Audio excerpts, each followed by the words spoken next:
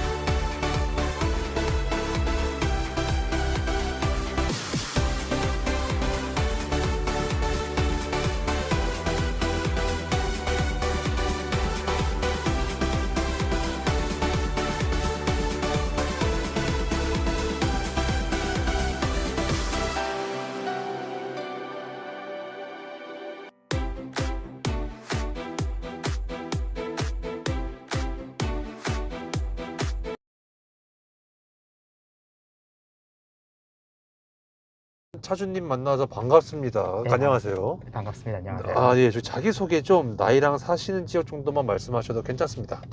31살이고요. 네. 분당구에서 거주하고 있고 개발자로 일하고 있습니다. 네. 반갑습니다. 네, 반갑습니다. 저희 차량 소개 좀, 연식 차량명 등급이요.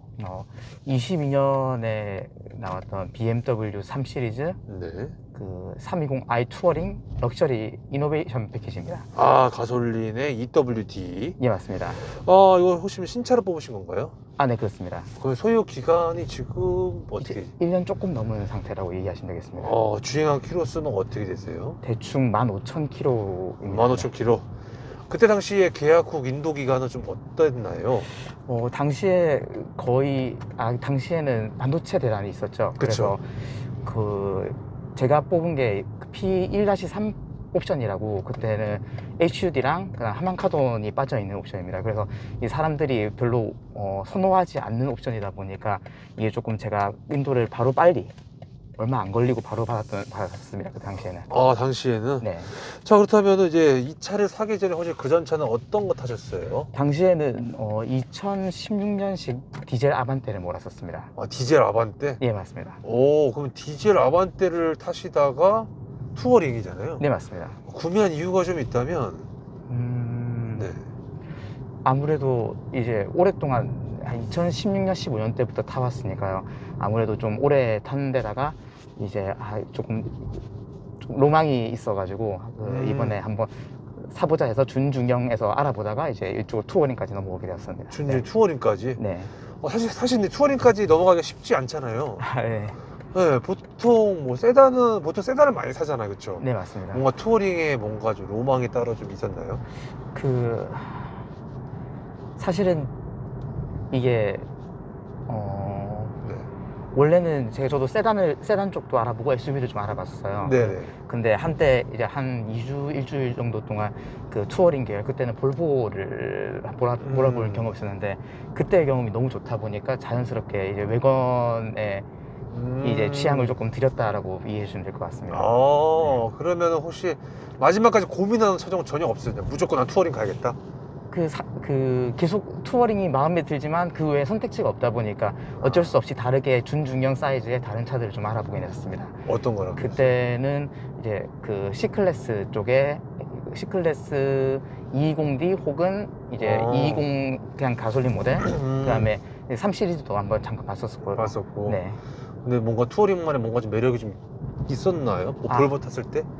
아무래도 실제로 제가 저희 친형 같은 경우에는 X2 그 BMW X2를 몰고 있고 이제 아버지 같은 경우에는 이제 그 GLA를 몰고 있다 보니까 뭐 SUV도 물어보고 세단도 물어보고 이렇게 했었는데 각자의 장단점이 너무 선명하더라고요. 그쵸. 그래서 뭐 예를 들면 SUV 같은 경우에 적재 공감이 좋지만 그 다음에 그 운전을 했을 때 롤링이나 피칭 같은 그런 게 좀 많이 느껴지는 편이고 세단 같은 경우에는 그 우리 트렁크 공간이 좀 협소하다는 문제가 있었습니다. 네. 그러다 보니까 그 실제로 두 개를 합치면은 좋지 않나라는 말이 들어보니까 그렇네 하면서 자연스럽게 외건으로 넘어온 케이스다 보니까 자연스럽게. 그럼 2차 타기 전에 시승은 해보셨어요? 저희가 그때 당시에 맨 마지막까지 M 퍼포먼스로 할 건지 아니면 럭셔리로 할 건지 그치. 고민되어서 그치. 시승을 많이 했었습니다. 사실 그 한동 모터스든 뭐 다양한 이제 딜러 회사 같은 경우에는 시승차를 참 구하기가 정말 어렵더라고요. 그쵸. 그래서 일단은 좀 많이 돌아가면서 예약을 했던 기억이 있었습니다. 네. 그러면 한마디로 이제 시승을 이제 해보시는 거죠? 네, 맞습니다. 여러 차례 해봤습니다. 네. 두 차종 다? 네, 맞습니다. 저기 M 스포츠랑 네, 럭셔리랑? 네. 그러면 혹시 럭셔리 선택하신 거는 어떤 거예요? 사실은 두 개가 조금 성향이 많이 다르잖아요. 그쵸. 한쪽 같은 경우에는 굉장히 스포츠한 성능 대신에 어느 정도 승차감을 잃어버린 느낌이고 한쪽은 이제 승차감을 어느 정도 받쳐주는 대신에 조금 주행 성능에 좀 아쉬움이 있다. 그 주행감에 아쉬움이 있다라는 좀 선명한 느낌의 차이가 있었는데 저는 이제 아무래도 2열에 부모님을 태우고 나는 일들이 간간히 있기 때문에 이게 자연스럽게 승차감을 조금 더 생각하게 되면서 럭셔리를 선택하게 됐습니다. 잘 선택하셨네요. 네. 아니면 지금까지도 일단은 굉장히 만족하고 있는 중입니다. 옆에가 M 스포츠 지나가도 난 럭셔리. 네. 아무래도 그 주변에 있는 동료분들이나 아니면 그 동호회 같은 데 보면은 BMW는 그 BMW 정신을 위해서라면 당연히 M 스포츠를 가야 된다라는 말씀이 있으셨는데 그래서 그래도 제가 생각했을 때는 이게 럭셔리가 정답이라고 제가 찾아가지고 간 케이스라서 아직까지는 뭐 물론 나중에 되면 모르겠습니다. 지금 1년 주행한 것까지는 굉장히 만족스럽게 타고 있습니다. 알겠습니다. 자, 이거 차량 금액이 있죠? 혹시 얼마인가요? 당시에 제 기억으로는 5,900 정도의 이노베이션 패키지가 들어가서 이제 이노베이션 패키지가 포함해서 5,900 정도가 들어갔던 걸로 기억하는데 할인을 약간 1,100 정도를 받아서 당시에? 네, 맞습니다. 굉장히 잘 받는 거죠? 네네, 맞습니다. 한 1,000만 원, 1,100만 원 정도 가까이 할인을 받았던 걸로 기억하고 있습니다. 왜냐면 반도체 때 할인 못 받고 하신 분 되게 많으셨거든요. 차가 없다 그래서 그때 보니까. 당시에 그 재고차 느낌으로 이제 맨 마지막 그 이후에는 P2 버전으로 넘어가던 때였거든요. 그래서 그 이전에 P1-3 같은 경우에 조금 선호도가 낮아지다 보니까 그때 좀 제가 좀 어드밴티지를 구했다라고 생각하고 있습니다. 그래서 아까 처음에 말씀드린 그 두 가지 옵션이 빠졌다. 네, 맞습니다. HUD랑 하만카돈이 빠져서 그 다음에 이제 무선 충전도 빠져 있는 옵션입니다. 네. 그러다 보니 그래서 할인이 들어간 거라 보면 되네. 네, 그래서 이제 그 이후에 P2 같은 경우에는 그래도 충전이라든가 여러 가지가 또 옵션이 더 괜찮아졌다라고 저는 기억하고 있어서 이게 좀 어렵다. P1, P2, P3까지 있나요? 예, 그런 걸로 기억하고 있습니다. 근데 이게 너무 옵션이 굉장히 복잡하더라고요. 당시에 그 반도체 대란 때문에. 네. 그러니까 차주님 차는 P1인 거고, 그렇죠? 네, P1-3, 네, P1-3이라고 보시면 되겠습니다. 뭐 있어요? P1-3이 있고. 네, 1-1, 1-2, 1-3 있고, P2 있고, P2, 2-1, 2, 3 이렇게 이어지는 걸로 알고 있습니다. 그러면 총 6개네요? 아닌가? 맞나? 네, 그게 실제로는 4개월마다 이제 실제로 BMW를 출고하는 방식이 이게 4개월마다 옵션이 트림이 조금씩 바뀌다 보니까 그게 0, 1, 2로 나눠지거든요. 그래서 어렵다. 네, 이게 좀 복잡하더라고요. 네. 이야, 이 차를 만약에 이제 중고로 살려는 분들은 진짜 옵션이 뭔지 그 P1, P2 안 써 있잖아요. 네, 그래서 일일이 다 물어보셔야 되고 아마 듣기로는 중고로도 구하는 친구 얘기도 그래서 제가 이걸 몰다 보니까 주변의 친구들도 이제 좀 낚여가지고 이 중고로라도 한번 찾아봐야겠다. 너무 비싸니까 그리고 지금 거의 6천만 원이 넘어가니까요. 알아보겠다 하는데 이게 심지어 딜러사분도 조금 헷갈려 하시는 게 있는가 보더라고요, 옵션이. 제가 그거는 제일 마지막에 좀 다시 좀 여쭤보도록 하고요. 알겠습니다. 결제는 혹시 어떻게 하셨어요? 현찰로 바로 했었어요. 현찰로? 네. 젊은 나이 멋있다. 네, 보험료죠? 얼마 나오나요? 보험료는 지금 우리 제 DB 손해보험 같은 경우에는 운전 주행 점수, 왜 T맵에서 하는 그쵸, 운전 주행 있어요. 점수라든가 마일리지라든가 이런 것들로 다양하게 할인 적용되는 게 있어서 제가 지금 가입되어 있는 건 109만 원, 110만 원 정도로 가입되어 있고요. 이게 주행이 짧아지면은 최대 한 30만 원 정도 더 할인되는 걸로 알고 에코 있습니다. 마일리지 그쵸? 예, 맞습니다. 아니 그러면 저거 뭐지? 요건 차주님 명의로 해서 들어간 거죠? 예, 맞습니다. 보험을. 자, 다음 질문이죠. 일반유 고급유인데요. 일반유 고급 현재 어떤 걸로 좀 넣고 계세요? 지금은 계속 꾸준히 고급류 넣고 있습니다. 고급유. 네, 네. 대부분 다 놓고 있지만 제가 가끔씩 저희 친가인 부산으로 네. 장거리 우행할 때 네. 그때 가는 도중에 고급류를 못 넣는 상황이 가끔씩 있을 수 있거든요. 그쵸, 네, 있죠. 그때는 뭐 특별히 개념치 않고 일반유를 넣는 편입니다. 차이가 좀 나던가요?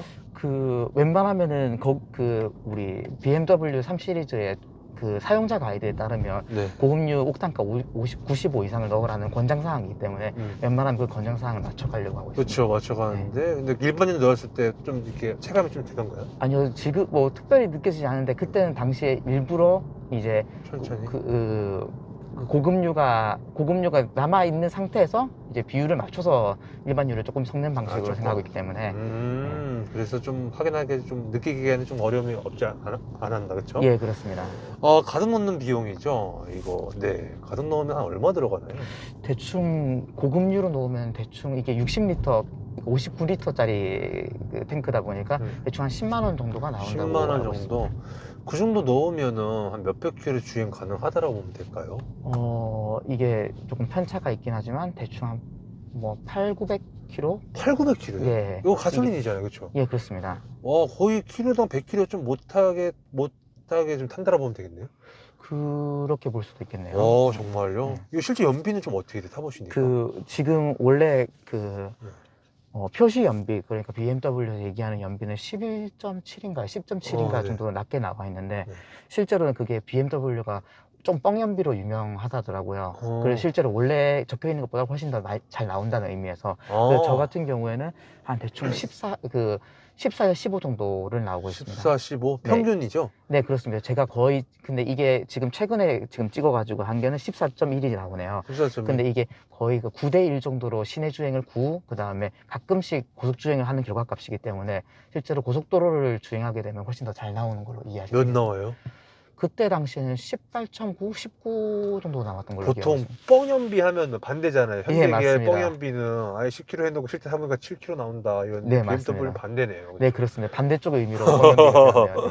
아니 근데 이거 이 차 살 때 디젤도 있잖아요, 그렇죠? 네, 그렇습니다. 디젤은 고려 안 하셨죠? 사실은 디젤은 많이 고려를 했었습니다. 원래 정말. 초반에 토크감이라 해야 될까요? 그거에 대해 느낌을 좋게 가져가다 보니까 네. 저도 이전 차도 아반떼가 디젤 차였고 그렇죠. 중간에 잠깐 스쳐 지나간 차도 이제 투싼에 이제 디젤 차를 잠깐 몰았던 경험이 있었거든요. 네, 중간에 네. 그 토크감을 좋아서 하는데 문제는 제가 거의 대부분이 시내 주행을 합니다. 네. 그렇기 때문에 보통 디젤 차 같은 경우에는 고속인 상황에서 한 20, 30분 동안을 정기적으로 몰아주는 게 좀 정비 면에서도 오랫동안 타기 위해서도 도움이 된다라고 그렇죠, 얘기를 맞아요. 들었었는데 제가 그런 환경이 아니기 때문에 아무래도 정비가 좀 편하기 위해서 지금 제 주행에 적합하게 가솔린을 생각하고 있었습니다. 그래서 가솔린으로. 네.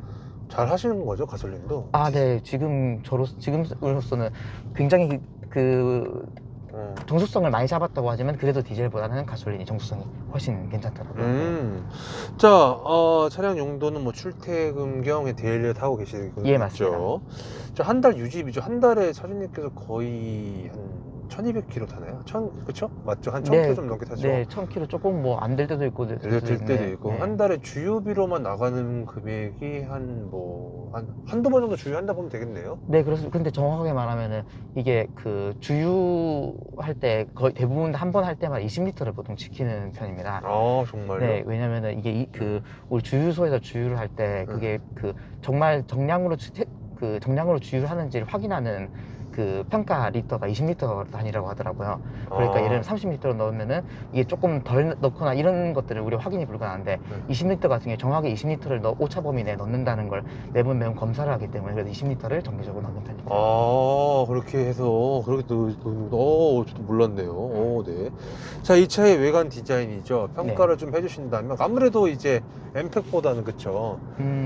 엠팩이 좀 더 외관이 좀 더 우락부락하잖아요, 그쵸. 범퍼가 좀 네, 다르잖아요. 그런 그 디테일한 차이가 있긴 있더라고요. 근데 이제 저 같은 경우에는 엠팩의 휠하고 그 핸들은 참 이쁘다는 생각은 하지만 굳이 뭐 그걸 위해서 무슨 브레이크라든가 서스펜션을 그렇게 강화할 필요는 없겠다는 생각은 했었습니다. 그러면 그냥 1차 럭셔리에 대해 외관 디자인 평가를 해주신다면 어떻다고 보면 될까요? 네. 개인적으로는 뭐 이 정도면 꽤나 준수하다? 아, 이 정도면 꽤나 준수하다? 네. 굳이 막 아주 막 멋져가지고 뭐 매번 볼 때마다 엄청 뿌듯해가지고 뭐 이런 느낌까지는 아닐진 몰라도 그건 아니고. 그래도 이제 굉장히 만족스럽다. 만족스럽다 정도. 혹시 마음에 안 드는 부분 좀 있나요? 아, 이거 좀 마음에 아니면? 안 드는 네. 부분. 외관적으로, 처음에는 그 M 스포츠의 핸들이 아무래도 핸들, 제가 대부분 운전하면서 보는 이제 대부분은 인테리어 쪽이지 않습니까? 그렇죠. 근데 인테리어의 가장 핵심적인 부분은 핸들이라 볼 건데 핸들이 조금 디자인이 다르더라고요. 그게 조금 아쉽다면 아실 수 있는데 뭐 충분히 뭐 이 정도도 뭐 보다 보니 괜찮더라. 외관은 그냥 뭐 다 만족스럽다 보면 되네, 그쵸? 예, 거기다가 이제 대부분 다 또 많은 사람들이 그 외관의 취향이 안 맞는데 제가 좀 특이 취향이다 보니까 어쩔 수 없이 다 어찌 보면 다 만족스러운 거 어쩔 수 없는 거라고 봅니다. 실내 디자인은 뭐 핸들 빼고는 다 만족스럽다고 보면 될까요? 네, 그렇습니다. 네. 자, 이 차를 처음 탔을 때 첫 느낌인데 럭셔리 굉장히 편안했고 그런 거가 좀 있었다 아까, 그쵸? 네, 그렇습니다. M 스포츠 대비했을 때 이 차도 뽑기 운이 존재하나요? 그러게요. 그 커뮤니티에서는 특별히 깊게 얘기하지 않았는데 가끔씩 그 어떤 개중의 제품 중에서는 트렁크에 이제 경첩 힌지라고 하죠. 경첩 부분이 겨울에 삐걱거리는 게 있다라고 하더라 하는데 이번 겨울엔 제가 특별히 느껴본 적은 없습니다. 그거 말고는 딱히 없다라고 보면 될까요? 네, 제가 아직 느껴본 바는 없네요. 느껴본 튜닝한 건 없죠. 네, 따로 없습니다. 이 차의 시트죠. 시트의 착자감을 평가를 좀 해주신다면 어떻다라고 보면 될까요? 조금 우리 BMW 특유가 전반적으로 좀 딱딱한 느낌이 살짝 조금 있죠. 이게 조금 적합한 예인지는 모르겠습니다만 무궁화호랑 KTX 사이에 식사감이라 해야 될까요?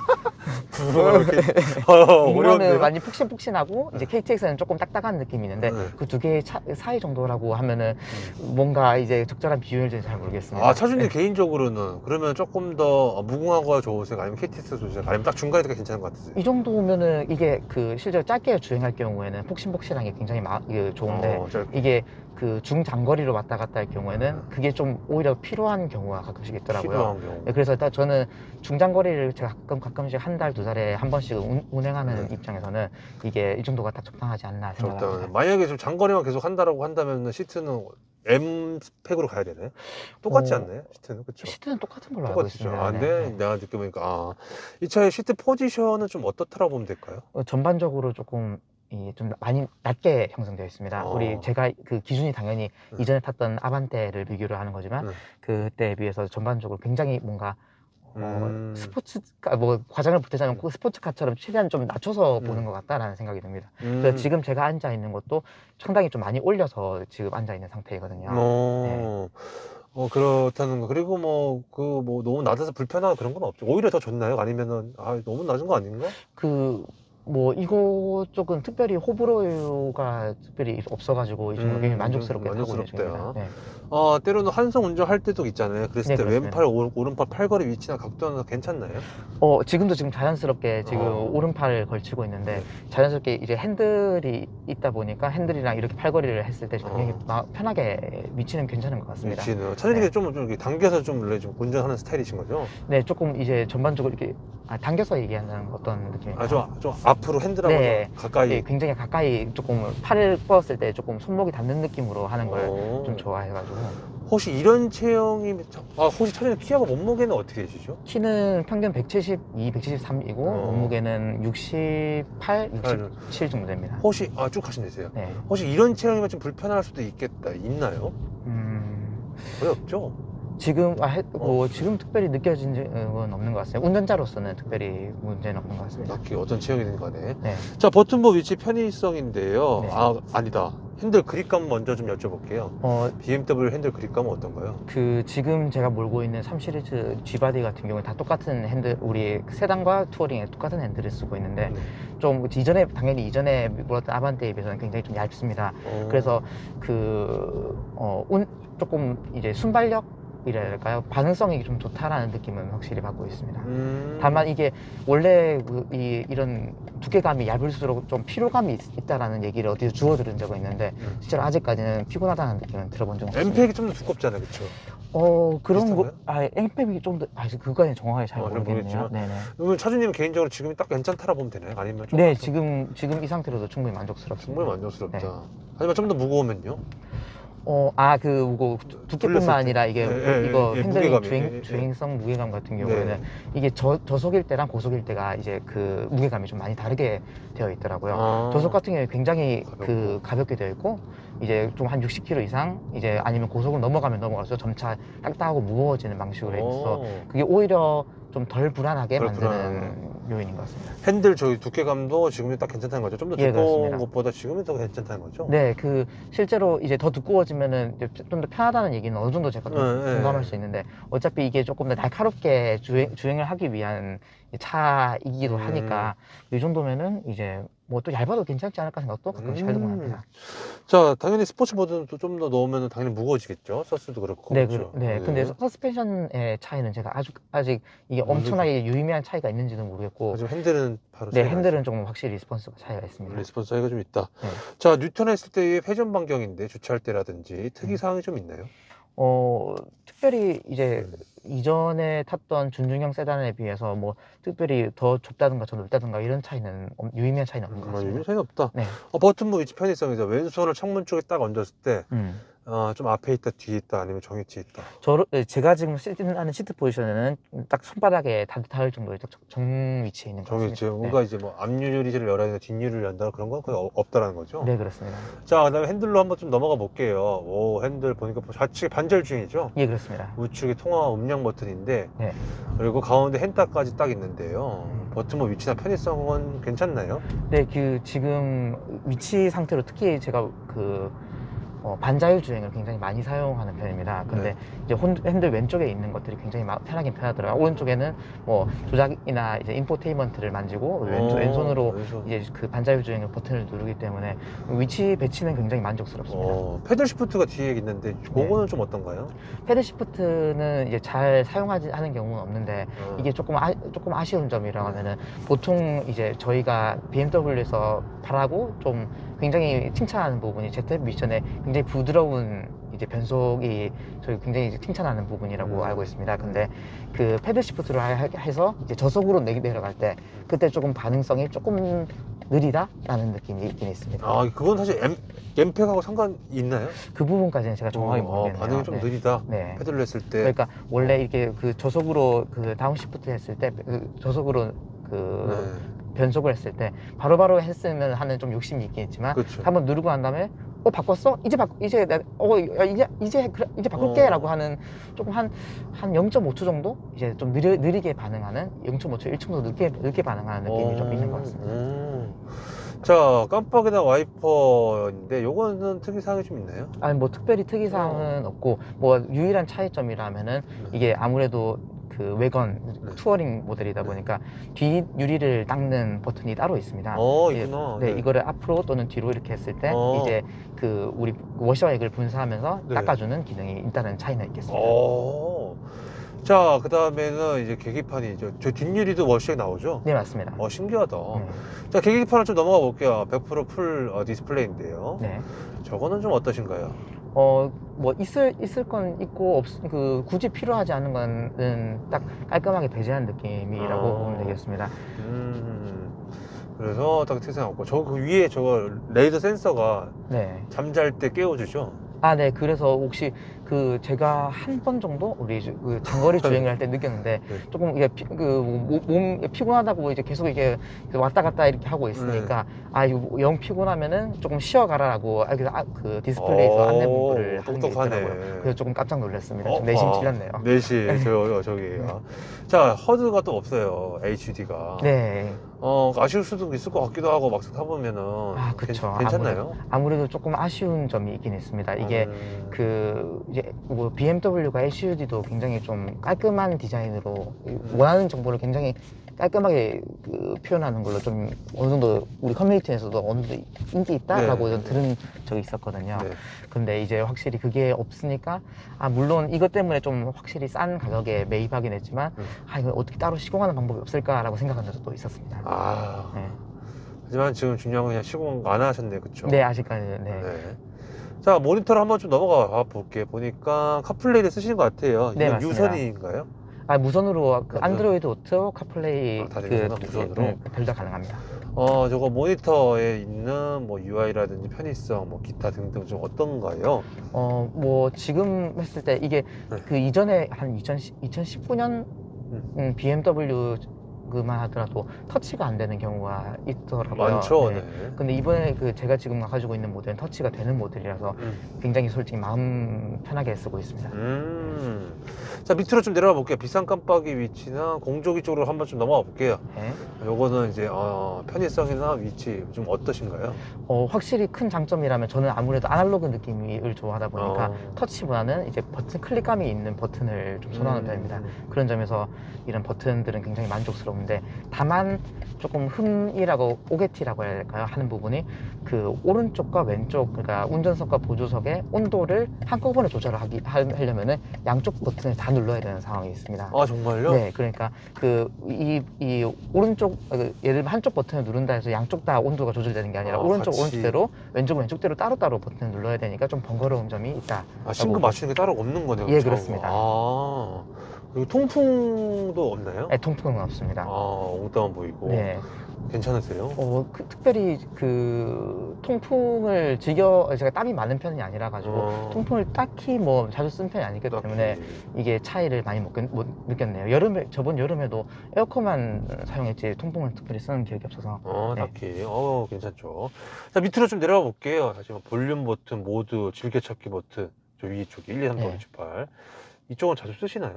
그 볼륨 버튼은 생각보다 자주 쓰고 있습니다. 이게 사실 이제 대부분의 핸들 옆에도 물론 버튼이 그렇죠, 있지만 이제 이렇게 한번 클릭하는 것보다 돌리는 게 훨씬 더 볼륨 조절이 편하기 때문에 이 볼륨 버튼은 조금 굉장히 마음에 들어 하는 기능 중에 하나입니다. 네. 즐겨찾기는요? 즐겨찾기는 특별히 제가 사용하지 않았던 거 같아요. 네. 자, 밑으로 좀 내려볼게요. 기어부 쪽 시동 버튼과 스포츠 모드, 뭐 조구 다이얼 이렇게 다 밑에 쪽에 있는데 이건 좀 어떤가요? 위치나 편의성? 아무래도 이게 그 유럽의 법에 따라서는 오토 스탑을 강제로 이제 시동 켤 때마다 강제로 수행하도록 만들어 있는 거더라고요. 그래서 매번 주행할 때마다 이걸 꺼줘야 되는 좀 귀찮은 점이 있지만 그거 외에는 뭐 만족스럽고 다만 한 가지 이게 그 앞에 있는 다른 버튼과 다르게 이 버튼 느낌이 조금 클릭감이 좀 느낌이 다릅니다. 이거 위쪽은 따깍따깍하는 플라스틱의 질감이라면 이건 좀 고무 속에 파묻혀 있는 느낌에 가까워서 사실은 이쪽은 좀 플라스틱처럼 좀 클릭감이 있는 느낌을 했으면 어떨까라는 좀 개인적인 아쉬움이 좀 있습니다. 수납 공간이죠. 컵홀더라든지 양옆에 있는 수납 공간들은 좀 어떻다라 보면 될까요? 지금 3투어링에서 이제 조금 아쉬운 점이 조금 자잘한 물건을 넣기에는 조금 공간이 협소한 느낌이 듭니다. 특히 우리 그 콘솔이라고 하나요? 그 보조석에 있는 아래쪽에 있는 그 센터 콘솔 같은 경우에 굉장히 이전 아반떼나 그런 거에 비해서 너무 이거는 공간인가 싶을 정도로 굉장히 협소합니다. 그래서 이 부분은 좀 아쉽다라고 볼 수 있겠습니다. 다른 데는 다 괜찮지만 이쪽 콘솔 부분이 그런 게 좀 있다. 자, 좋아요. 승차감 서스펜션은 굉장히 부드럽다. 네, 그렇습니다. 그렇죠. M보다는 부드럽다라고 말씀해 주셨는데 뒷자리에도 사람 태워보신 적 있으시잖아요. 네, 그렇습니다. 뭐 따로 컴플레인 받아본 적 없죠. 굉장히 뭐, 네. 네, 그 사실은 제가 아까 앞서 말씀드렸다시피 2열에 가끔씩 우리 부모님이나 예. 친구들을 태울 일이 예. 있습니다. 그러면 그때를 생각하다 보니까 제가 시승을 뒷자리 2열로 시승도 많이 해봤었거든요. 근데 실제로 확실히 우리 그 시청자분들이 느끼시겠지만 1열로 이제 운전을 할 때는 그게 차이를 많이 못 느끼는데 2열로 갔을 때 그 차이가 확실히 크게 느껴지는 걸 알 수 있으리라 생각합니다. 딱딱하게 넘어가냐, 조금 네. 스무스하게 부드럽게 넘어가냐. 네, 맞습니다. 특히 이게 저속 구간에서 과속 방지턱을 넘어갈 때 마지막에 떨어지는 과정에서 조금 충격이 좀 심하다라는 생각이 차이가 확실히 나더라고요. 아니, 투어링은 굳이 그렇다면 저 럭셔리만 사야 되지 않나요?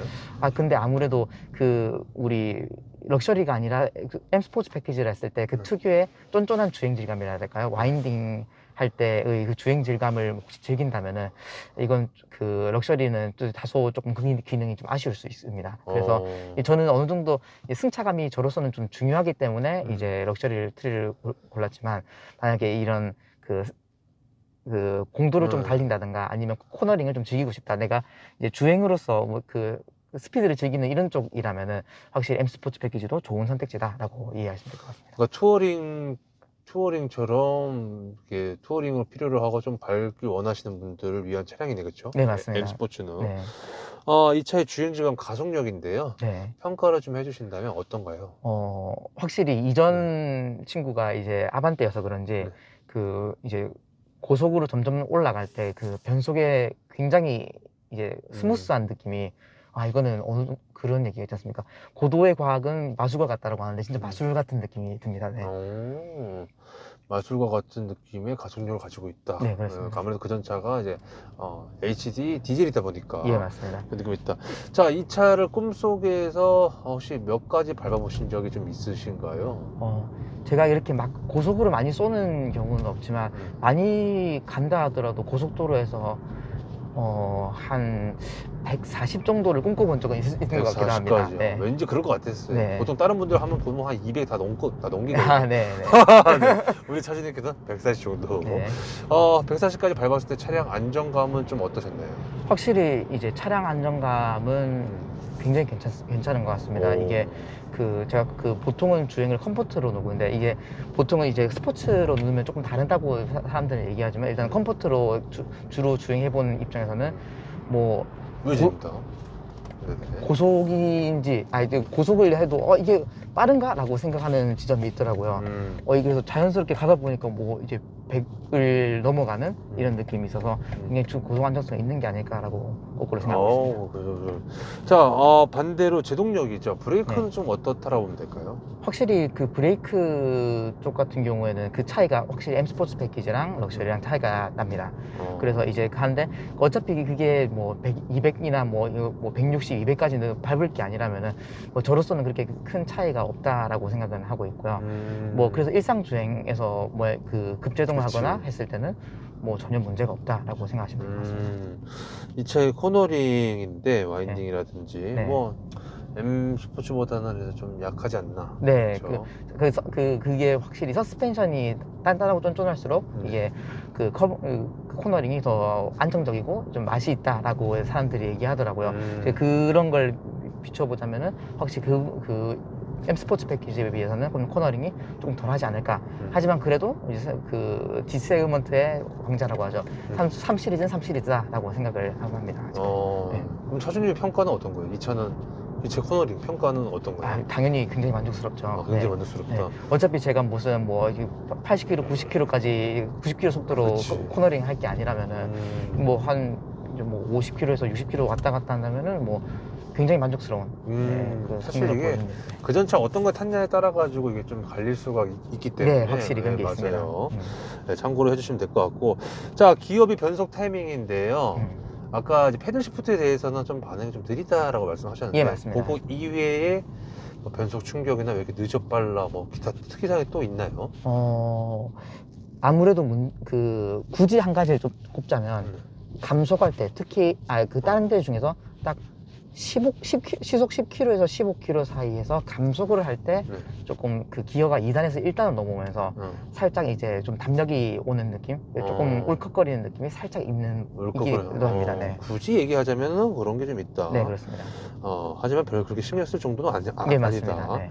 자, 모드별 변화죠. 요거는 모드가 뭐뭐 있나요? 지금 3가지 모드가 있습니다. 스포츠 모드, 그 다음에 컴포트 모드, 에코 모드가 있는데 네. 이제 사실 컴포트 모드랑 에코 모드는 아주 유의미한 차이가 확 느껴지지는 않고요. 스포츠 모드는 조금 이제 핸들의 담력이 좀 세진다? 라고 보시면 될 것 같습니다. RPM도 좀 높게 쓰고. 네, 맞습니다. 스포츠 플러스는 딱히 없죠. 네, 그렇습니다. 플러스가 없구나. 자, 그 다음이죠. 엔진은 배기음인데 어쨌든 가솔린이에요. 네. 이 차의 가솔린 엔진은 배기. 물론 배기음은 거의 없다시피 하면 될 것 같고. 네, 맞습니다. 엔진음도 약간 속도가 높으면 또는 급하게 밟았을 때 엔진 소리가 좀 나잖아요. 네. 근데 거의 확실히 고속으로 주행할 때 이렇게 소리는 많이 못 느꼈고, 근데 급 가속을 할 때, 그러니까 추월을 한다던가 해서 급 가속할 때 살짝 이거 엔진이 돌아가는구나. 이게 이제 얘가 나름대로 용을 쓰는구나라는 소리는 살짝 들리긴 하죠. 나는 용을 쓰는구나 정도의 소음을 가지고 있다. 네. 자, 음악 들었을 때 스피커죠. 이 차는 아까 하만컨이 빠져 있다. 네, 라고 맞습니다. 말씀하셨는데, 네. 빠져 있는 스피커 평가를 해주신다면? 실제로 제가 좀 막기이다 보니까 특별히 개념치 않긴 하지만 이제 조금 뭐랄까 낮은 드럼이나 비트 같은 낮은 같은 경우에 조금 살짝 깨지는 경우도 있었던 것 같습니다. 이 부분은 조금 아쉬운 점이라고 할 수 있겠네요. 확실히 하만카도 있는 게 훨씬 더 괜찮을 것 같습니다. 확실히 하만카도 있는 게 좀 더 괜찮은 것 같다. 네. 자, 뒷자리 실내 사이즈죠. 네. 레그룸 등받이가 또 헤드룸인데요.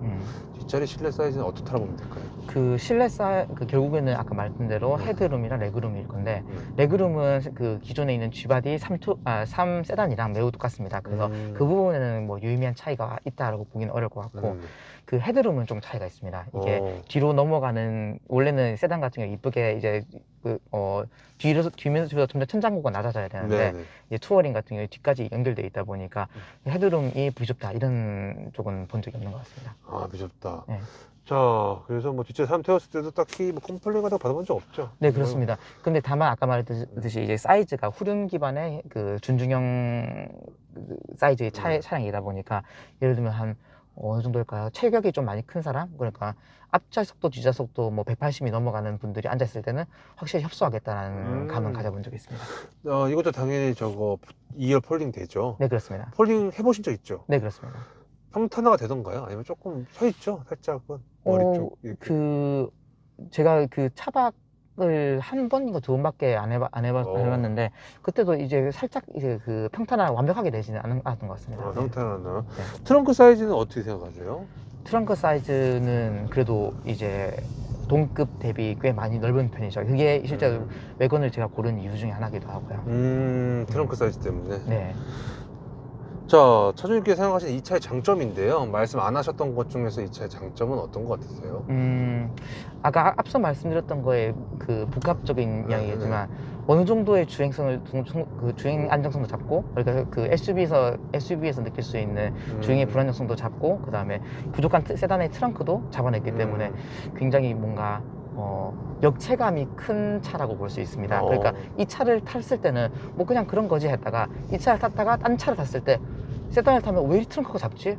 왜 이제 휠체어나 아니면 유모차가 안 들어가지? 이런 느낌이 들고, 또 SUV를 타면 왜 이렇게 휘청거리지? 이런 생각을 하게 되더라고요. 이제 제가 너무 외관을 좋아해서 그런지 모르겠지만, 그래서 확실히 이 차를 타다 다른 차를 타면 역체감이 크게 느껴진다 라고 하는 게 뭐 장점이자 단점이라고 볼 수 있겠습니다. 사장님 아직 결혼은 안 하셨죠? 예, 맞습니다. 되게 신기하시다. 보통 결혼하신 분들 보통 외관 많이 타잖아요, 그렇죠? 그렇죠. 근데 SUV 타기 싫고. 맞습니다. 근데 아무래도 이제 제가 가끔씩 이제 휠체어 같은 거를 이제 그 뒤에 실어야 되거나 이런 것도 있고, 제가 이거를 한번 타보면은 한 그래도 5년에서 8년, 뭐 길게는 10년까지 몰겠다 생각했기 때문에 조금 미래를 생각해서라도 외관을 골라야 되는. 겸사겸사. 네, 맞습니다. 그리고 이 차의 장점은 아까 말씀하신 게 끝인가요? 네, 뭐 일단은 그것만으로도 저는 충분히 이게 가장 핵심적인 부분이라고 생각해서. 알겠습니다. 반대로 내가 타보니까 이건 단점인 것 같아. 단점인 것 같아. 아무래도 이제 피할 수 없는 그 돈씨의 훈수가 있죠. 이 차가요? 네, 그렇구나. 아무래도 이게 굳이 그 두 가지가 나눠집니다. 왜 3 시리즈 외건이 3 시리즈 세단보다 조금 더 가격이 비쌉니다. 그러면 그 상태에서 조금만 더 올려서 5 시리즈 사는 건 어떠냐라는 얘기도 나오고, 그 다음에 이제 애초에 또 나이 있으신 그 세대 분들 같은 경우에는 외건을 왜 하필 고르냐라는 좀 분위기도 있긴 있습니다. 그래서 그런 부분이 뭐 단점이라면 뭐 굳이 말하면 단점이라고 볼 수 있겠네요. 제조사에 좀 아쉬운 점 좀 있네. 소재 좀 더 신경 써주지라고 기타 등등. 그쵸. 이게 그 장점과 단점이 이제 그런 느낌이 있습니다. 이 가격대에 요 정도의 마감이면은, 그러니까 예를 들면은 우리 지금 제가 실제로 가격은 한 5천만 원, 6천만 원 정도의 가격인데, 5천만, 6천만 원이면은 그랜저를 사고도 국밥을 1년치를 먹을 수 있는 그렇죠. 가격이죠. 그렇게 따지면은 그거에 비해서 그럼 그랜저의 실내 내장에 비해서 고급지냐 하면은 그건 조금 아쉬운 감이 있습니다. 그랜저가 조금 더 실내 내장재가 좀 더 고급스러운, 그런 부분 좀 아쉽다. 네. 결국에는 이게 그런 거죠. 그러면 같은 차급, 그러니까 준중형을 나열했을 때는 3 시리즈는 굉장히 훌륭한 내장을 가지고 있지만, 이제 같은 가격의 다른 것들을 비교했을 때 이제 조금 아쉬운 감이 있다고 볼 수 있겠습니다. 자, 차량 관련돼서 좀 많은 얘기를 했는데, 지금 와서는 이건 좀 후회된다. 차량 가격대별 차량 선택, 색상, 뭐 등급, 옵션 등등등인데 있나요? 지금 후회되는 게? 아무래도 이제 HUD가 있는 옵션을 있었으면 어땠을까라는 HUD 생각이 살짝 있고, 또 한 가지는 사실은 처음에 생각했을 때는 그 G색을 생각했습니다. G색, 그치. 네, 아무래도 조금 관리가 수월한 면이 있다 보니까 했는데, 이제 뭐 까만색이도 나쁘지 않고 이쁘긴 한데, 아무래도 G색에 대한 미련이 조금은 남아있다고. 당시에 그러면 이 색상을 선택하신 건 아니네요? 네, 그렇습니다. 이게 없어서. 뭐 그 까만색은 나쁘지 않지만 이제 그 G색에는 더 좋겠다라고 생각은 했지만, 뭐 실제로 그때 재고가 값싸게 협상이 됐던 이제 친구가 까만색 이 친구였어가지고 그랬습니다. 자, 보증기간 내에 수리하신 거 딱히 없죠? 지금 뭐 오일 뭐 와이퍼를 교체하고 하는 기본적인 교체 기본적인 거 외에는 없습니다.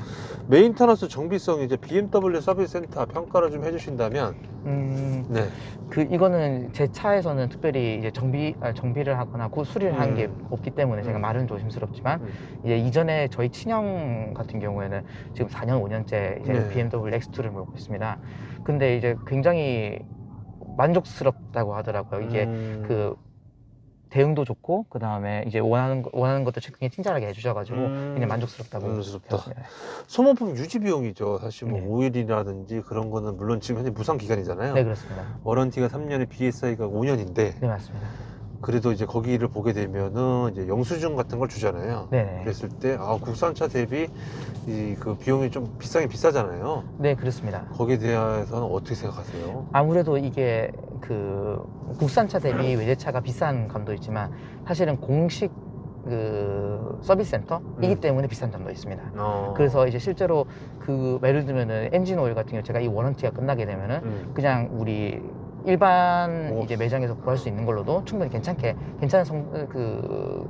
제품들이 많기 때문에 굳이 뭐 이거를 마음을 졸일 필요가 있겠나라는 생각은 조심스럽게 하고 있습니다. 그렇게 하면은 충분히 뭐 국산차만큼 뭐 충분히 싸게 할 수 있다. 네, 그렇습니다. 그렇게 생각을 하고 계시군요.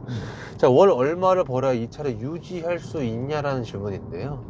가끔 이제 커뮤니티 카페 같은 데 보면 많잖아요. 네, 맞습니다. 내가 월 얼마 버는데 이 차 탈 수 있나요? 유지 가능하냐? 물론 넌센스한 질문이긴 하지만 차주님께서는 타고 계시니까 차에만 순전히 쓴다는 가정하에 이 정도는 차에 정도는 좀 들어가야 되지 않을까. 이게 사실 아까 전에 말씀하신 대로 우리 질문자 선생님께서 말씀하신 거에 크게 공감하는 게, 이게 소득보다는 내 자산에서 그렇죠.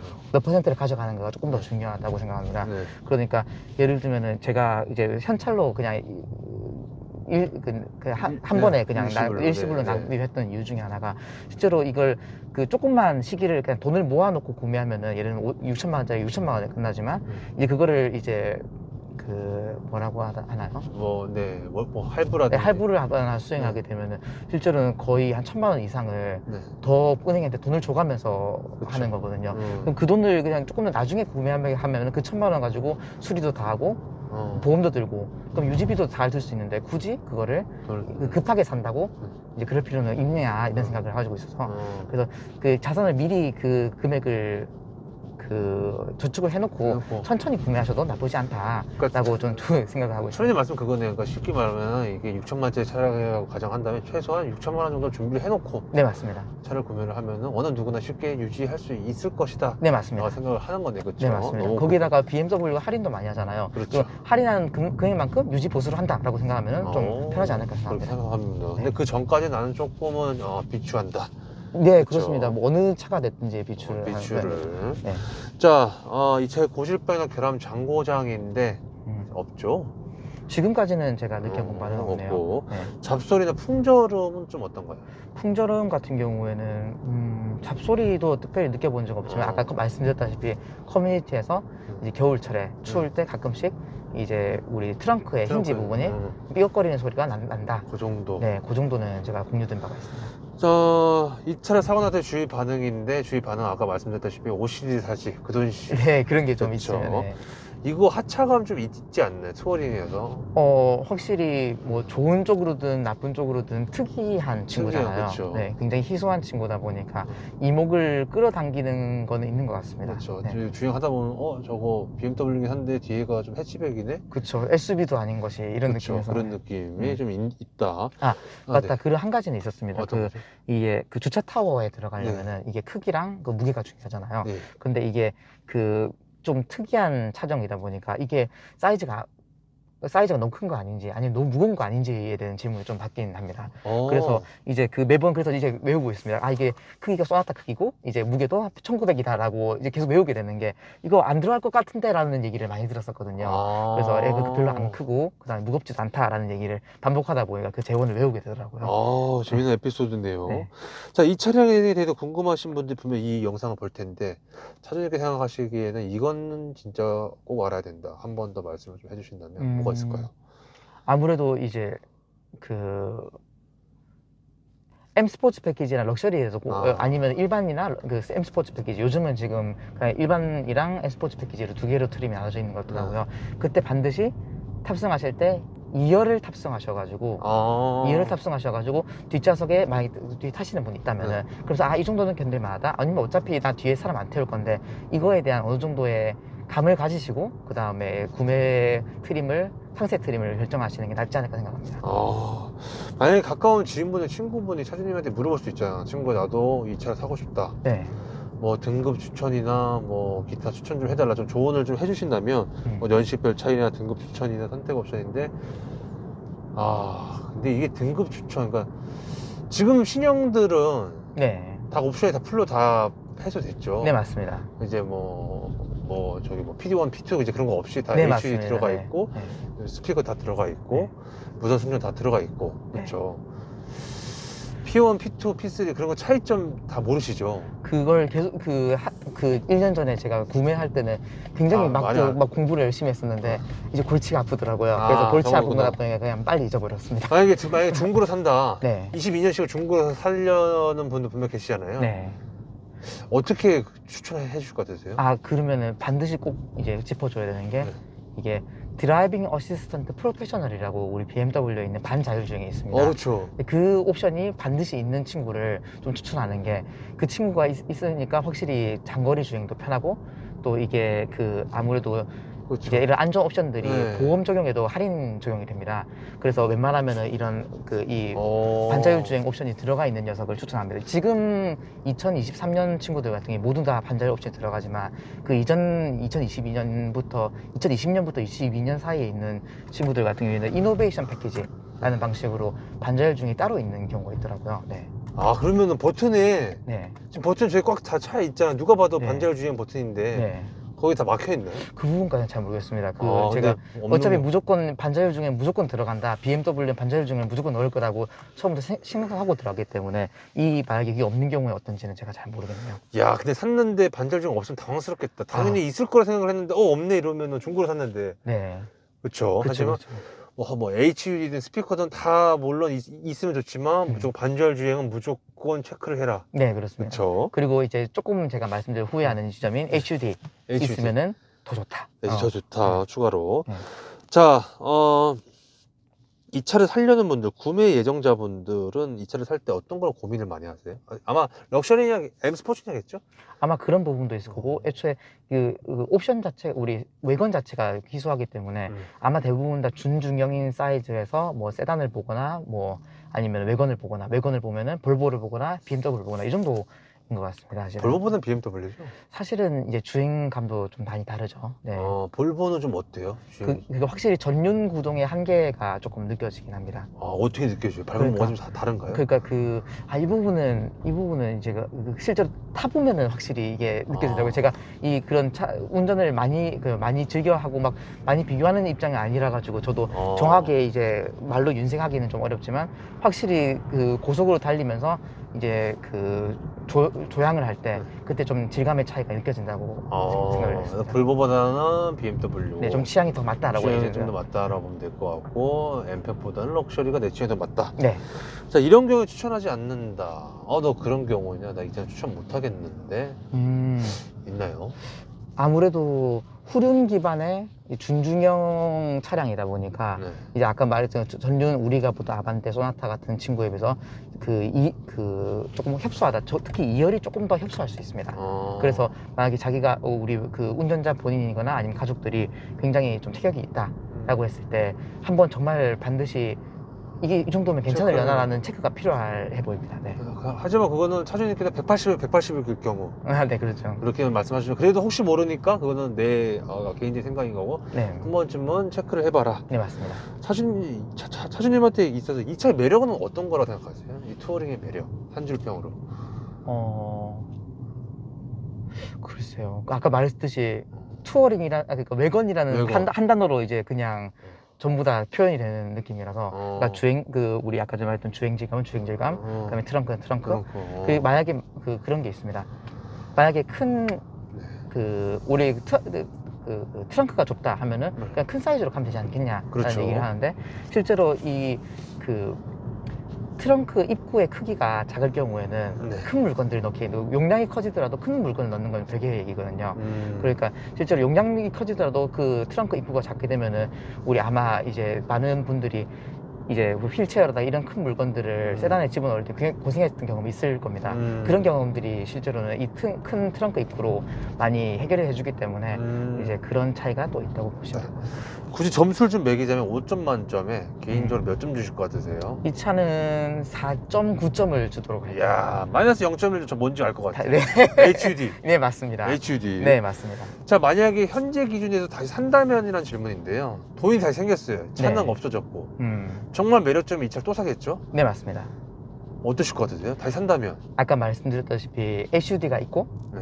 거기서 굳이 괜찮은 가격에 구할 수 있다면 G색이 있으면 좋겠다라는 아직까지 조금은 미련이 남아 있습니다. 그러면 어쨌거나 중요한 거는 3시리즈 투어링을 또 산다는 건데, 그쵸? 네, 외건을. 맞습니다. 네. 그리고 그런 거 있습니다. 어떤 거죠? 지금 우리나라에는 입고되지 않는데 5 시리즈 투어링이 있으면은 그것도 조금 욕심은 나긴 합니다. 근데 아무래도 그 가격도 많이 비싸고 하니까요. 네.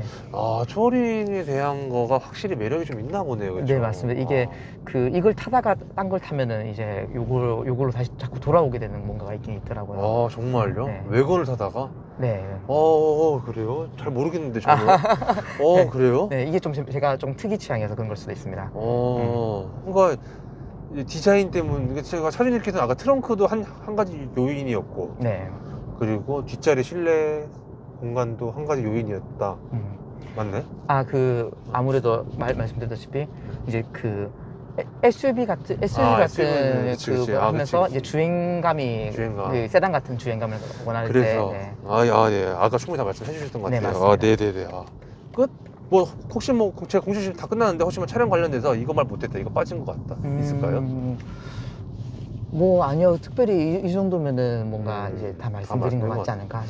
즐거웠습니다. 정말 너무 재밌었어요. 말씀 너무 잘하셔가지고 깜짝 놀랐습니다. 긴장을 많이 했는데 이게 괜찮을지 잘 모르겠네요. 너무 괜찮게 잘 나왔어요.